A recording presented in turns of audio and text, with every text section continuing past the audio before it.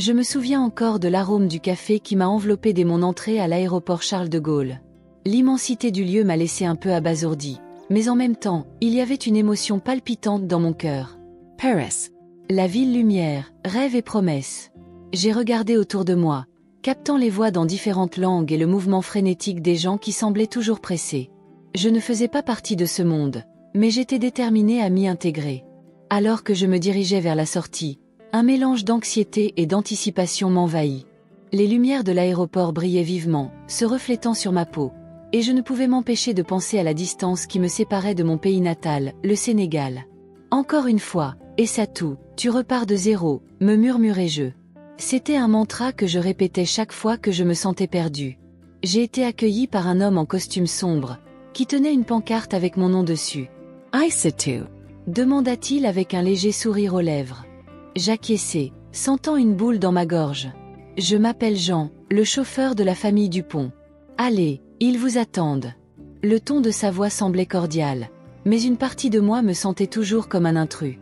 Pendant le trajet vers le manoir, mon esprit a vagabondé. Les rues de Paris étaient un spectacle à voir, avec leurs arbres bordés, leurs cafés avec des tables sur le trottoir et l'agitation des Parisiens. Mais même face à toute cette beauté, l'insécurité m'accompagnait. Et s'il ne m'aime pas? Et si je ne suis pas assez bon? Ces questions résonnaient dans ma tête alors que je regardais la ville par la fenêtre. En arrivant au manoir Dupont, j'ai été frappée par la grandeur des lieux. Le portail en fer forgé s'ouvrit lentement, révélant un jardin impeccablement entretenu. La maison était immense, avec des fenêtres qui semblaient me regarder, comme si elles voulaient évaluer ma présence.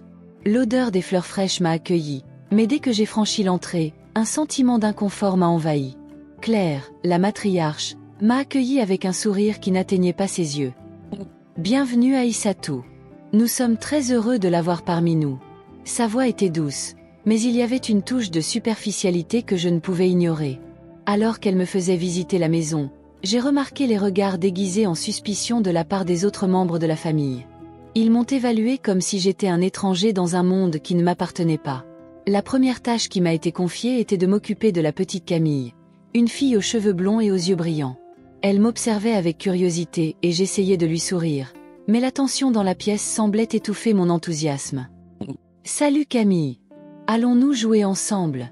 ai-je demandé, essayant de briser la glace. « Tu parles drôlement », répondit la jeune fille avec un sourire timide. « Oui, je viens du Sénégal.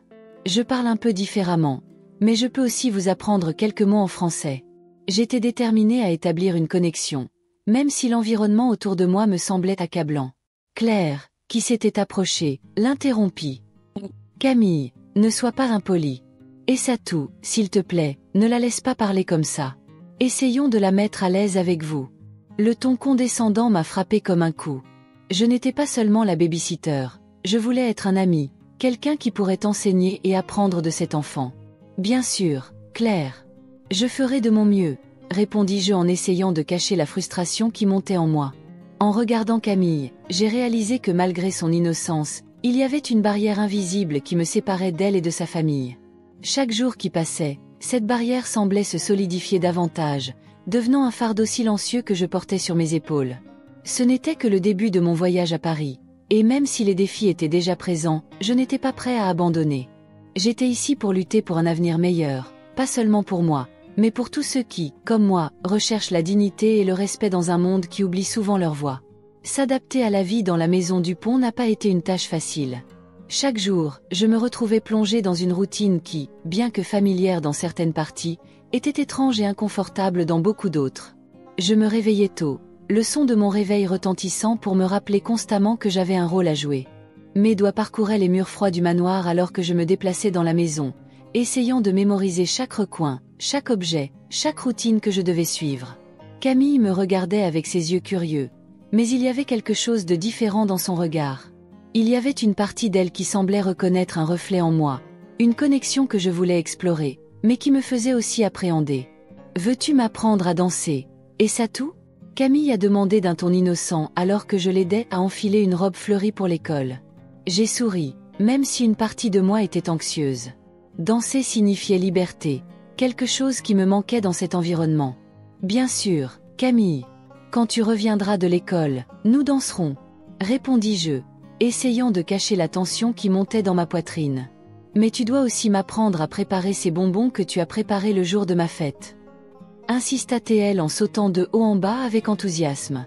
Je ris légèrement, essayant d'ignorer l'ombre des regards suspicieux que je ressentais autour de moi, notamment de la part de Claire, sa mère. Nous allons préparer une délicieuse friandise, je le promets, dis-je, essayant de garder espoir. Mais au fond, je ressentais déjà la pression des attentes. Les dîners chez Dupont étaient un spectacle en soi.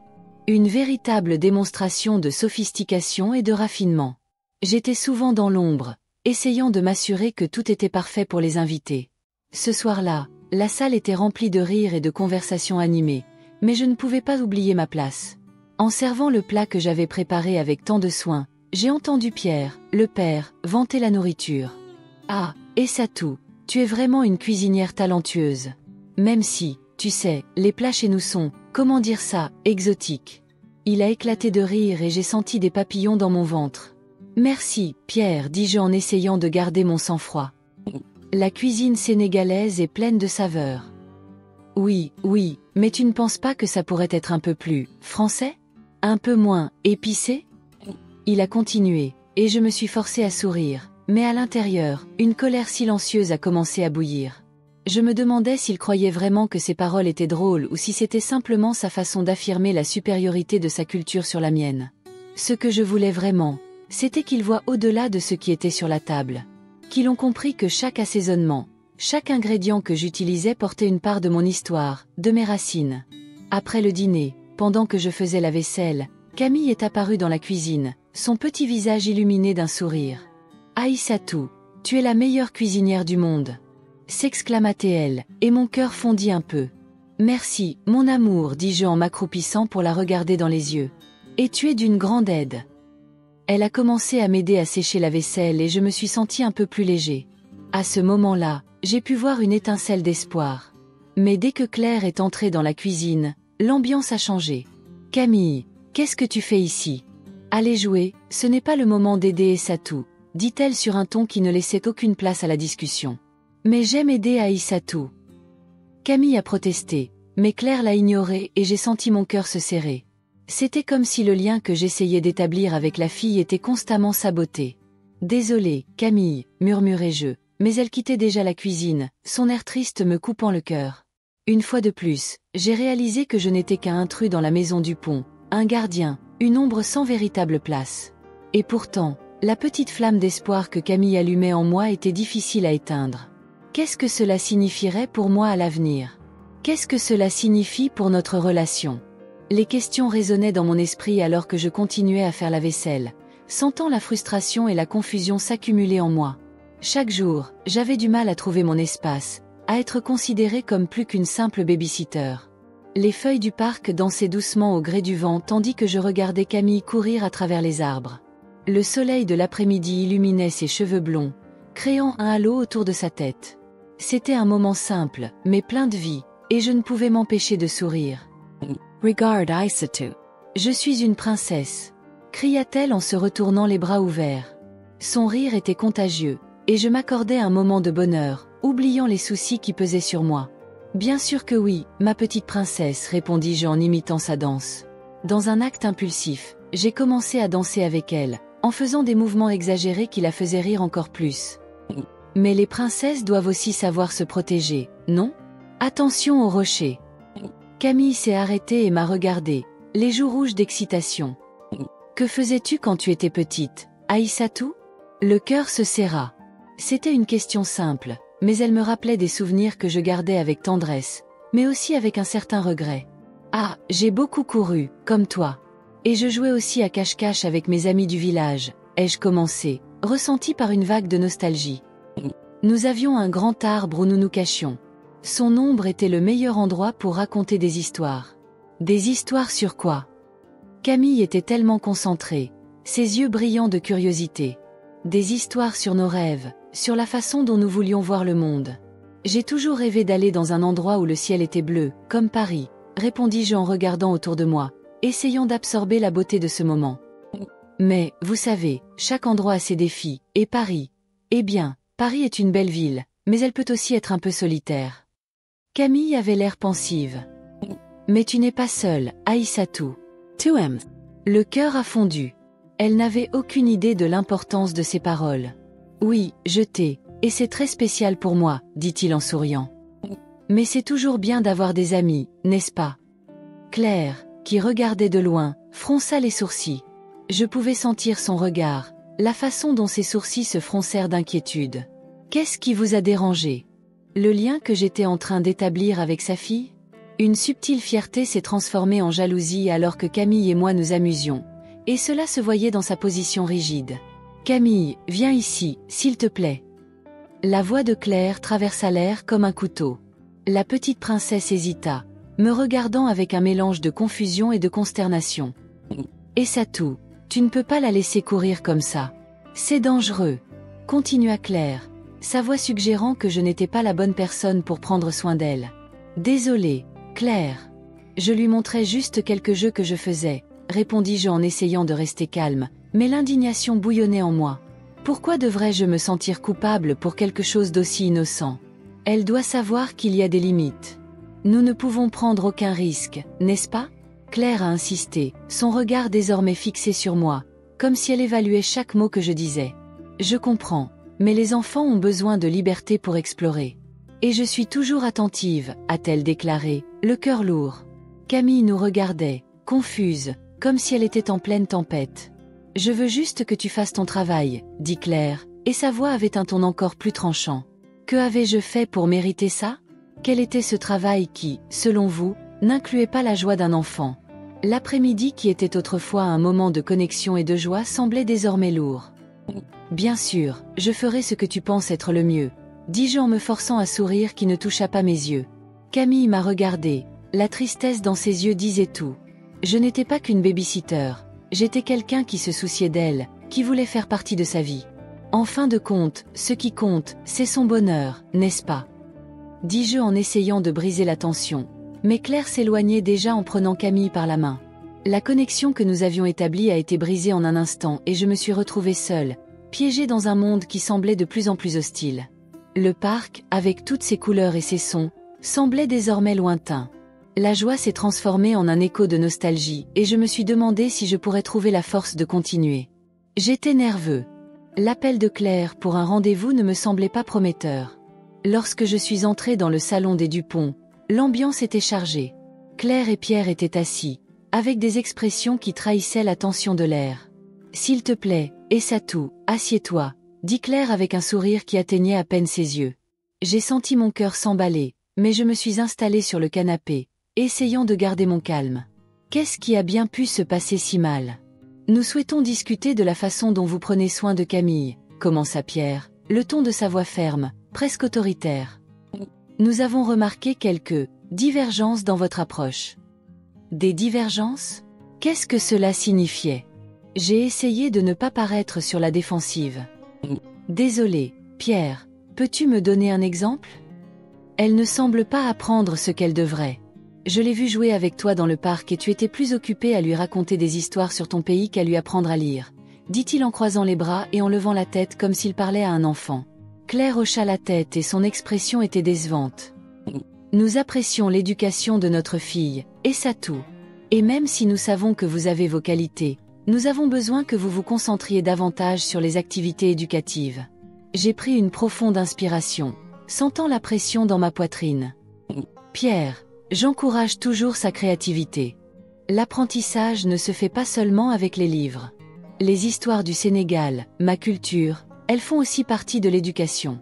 Mais ce n'est pas pour cela que nous vous payons, a-t-il lancé, la froideur de sa voix coupant le peu de confiance que j'avais.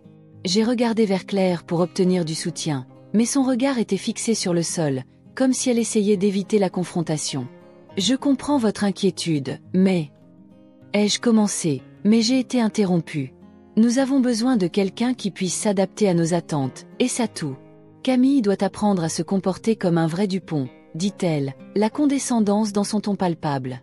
Je me sentais petit, comme s'il ne voyait pas la valeur de ce que je faisais. Claire, j'adore m'occuper de Camille. Elle est comme une fille pour moi. Je veux le meilleur pour elle, tout comme toi. Alors pourquoi tu ne sembles pas faire assez d'efforts? Insista Pierre en élevant la voix. Nous essayons de lui donner une chance, mais nous avons besoin de voir des résultats. Cette conversation tournait au cauchemar. Je suis nounou, pas enseignante. Et s'il vous plaît, ne me demandez pas de changer qui je suis ou d'où je viens, dis-je, la voix tremblante de frustration. Claire se leva brusquement. Il ne s'agit pas de toi, et ça tout. Il s'agit de Camille et de ce qu'il y a de mieux pour elle. Nous avons besoin de quelqu'un qui comprend cela. Si vous ne parvenez pas à vous adapter, nous devrons peut-être reconsidérer votre position. Ces paroles étaient comme des couteaux, me transperçant le cœur. Je n'avais jamais ressenti autant de mépris de la part de ceux qui devraient valoriser mon travail. Je ne suis pas ici pour être une version inférieure de moi-même. Je suis ici pour avoir une influence positive dans la vie de Camille.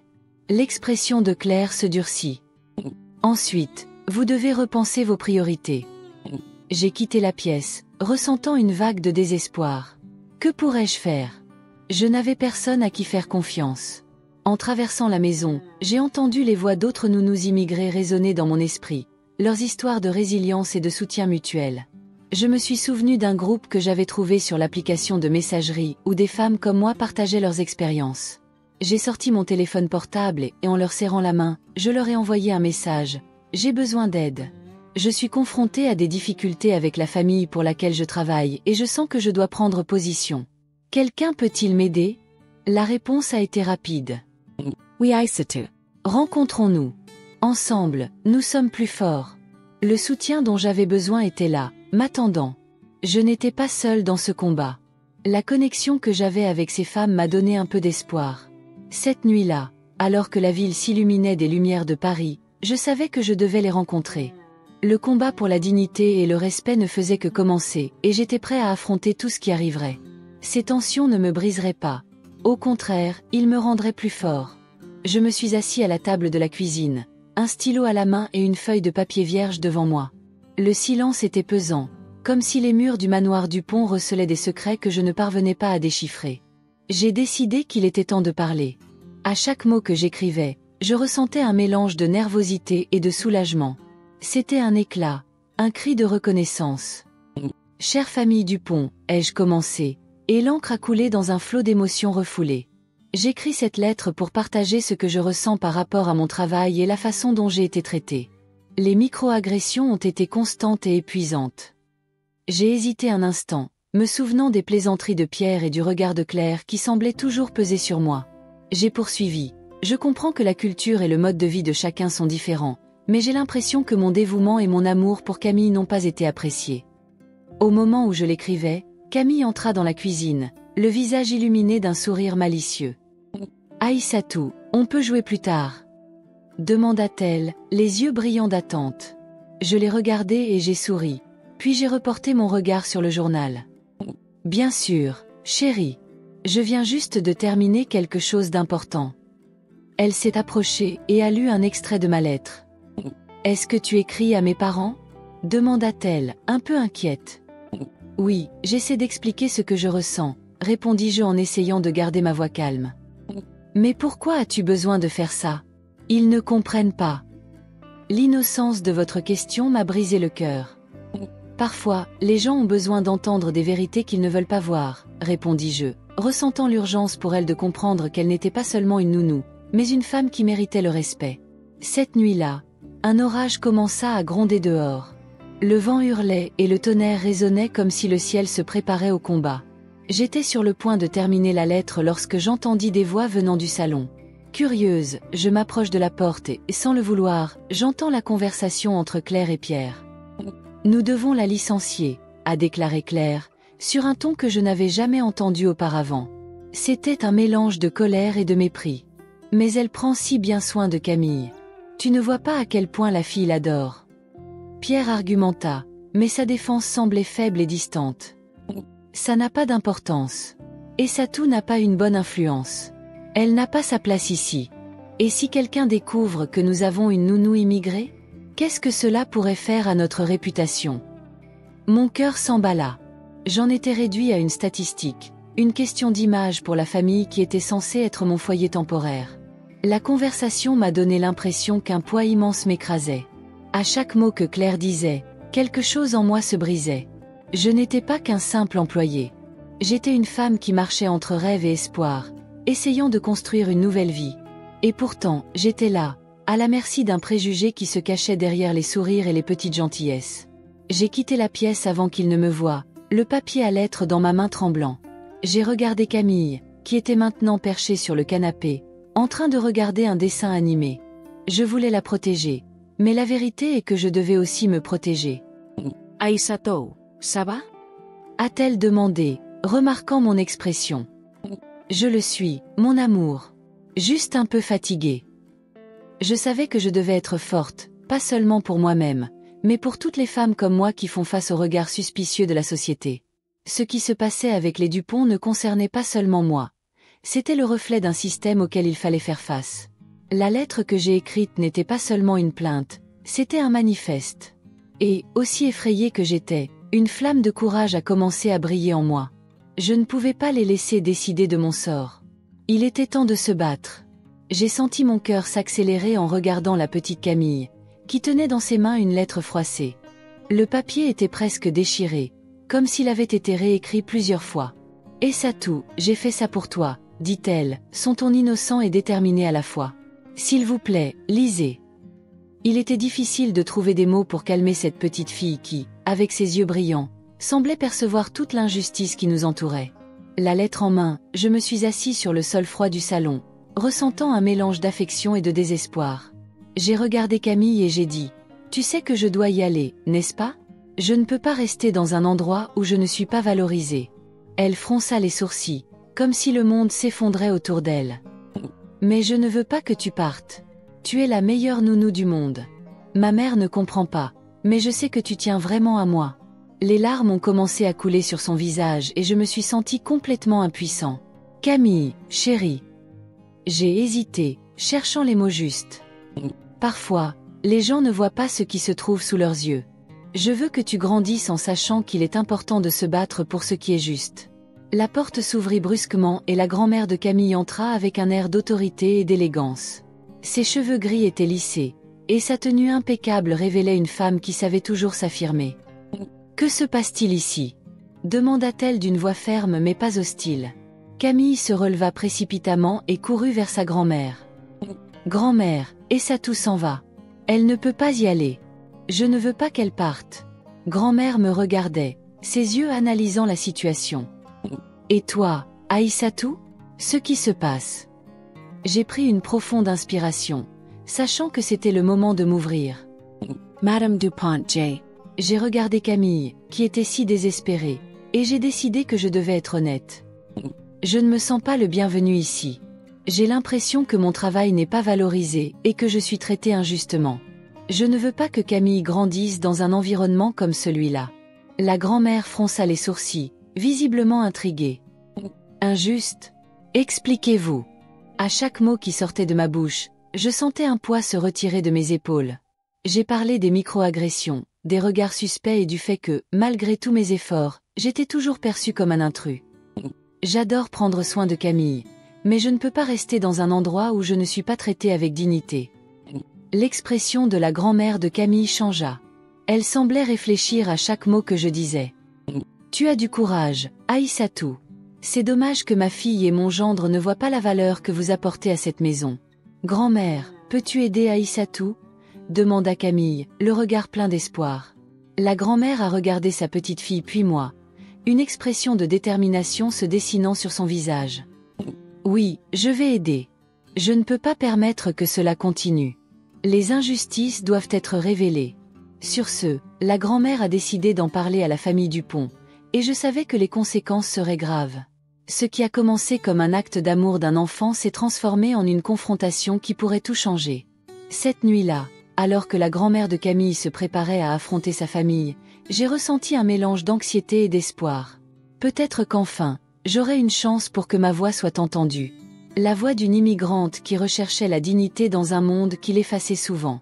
Les heures passèrent lentement et lorsque la grand-mère quitta enfin la pièce, son visage affichait une expression de détermination. « Aïssatou, il faut dire la vérité. Je vais t'expliquer tout ce que tu m'as dit. Les choses doivent changer, pas seulement pour vous, mais pour toutes les femmes dans votre situation. » Je la regardais, sentant la chaleur monter dans mon corps. « Merci, Madame Dupont. Cela signifie beaucoup pour moi. Elle souriait, pour la première fois, j'eus l'impression que la chaîne qui m'attachait s'était relâchée. Le chemin à parcourir était encore incertain, mais je savais que j'étais prêt à me battre. Après tout, il ne s'agit pas seulement de moi. C'est un combat pour nous tous, pour la dignité et la justice.